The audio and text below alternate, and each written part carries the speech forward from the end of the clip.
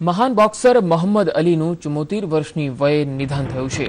અમેરિકાના ફિનિક્સ વિસ્તારમાં એક હોસ્પિટલમાં તેમણે છેલ્લા શ્વાસ લીધા હતા। ગુરુવારે તેમને ગંભીર હાલતમાં હોસ્પિટલમાં દાખલ કરાયા હતા। તેમના પરિવારજનોએ તેમની તબિયત વિશે જણાવ્યું હતું કે છેલ્લી વાર હોસ્પિટલમાં દાખલ કર્યા એ તુલનામાં આ વખતે તેમની તબિયત વધુ ગંભીર હતી।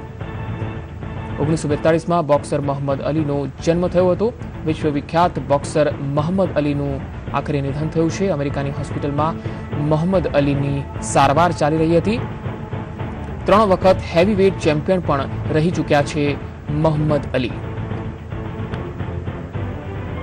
વિશ્વવિખ્યાત બોક્સર મોહમ્મદ અલીનું નિધન થયું છે। અમેરિકાની હોસ્પિટલમાં તેમણે અંતિમ શ્વાસ લીધા। 74 વર્ષની વયે બોક્સર મોહમ્મદ અલીનું નિધન થયું છે। 3 વખત તેઓ હેવીવેટ ચેમ્પિયનશિપ પર રહી ચૂક્યા છે।